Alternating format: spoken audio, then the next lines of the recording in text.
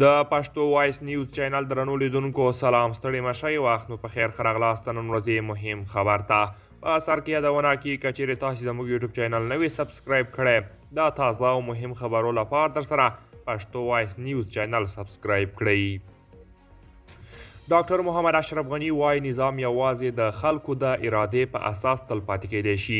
د افغانستان پخوانی ولسمشر محمد اشرف غني وایي تاوتریخوالی او د عمل سختوالی په افغانستان کې ثبات نشي راوستلی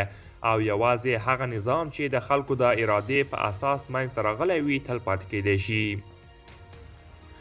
ښاغلي غني خپل پیغام کې ویلي چې افغانستان په تیرو 40 کلونو کې شاته پاتې شوی دی د هغه په خبره د ژوند دین مال ټولنې منطق او دلیل څخه ساتنه د اسلام له نظره د امنیت 15 اصول دي او که چیرې امنیت او خوندیتوب د دغه اصولو په اساس رامنځته نشي د امنیت او خوندیتوب هر ډول ادعا به بې پیله وي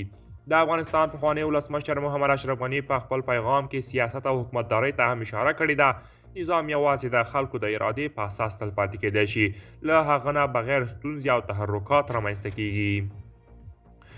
ښاغلي ډاکټر محمد اشرف غني د افغانستان د خلکو ترمنځ پر ملي یووالي هم ټینګار کړی دی ویلي یې دي چې یووالی باید په عمل کې رامنځته شي دغه یووالی له مشورې پرته له بحث پرته او له آزاد انتخاب پرته رامنځته کیدلی نشي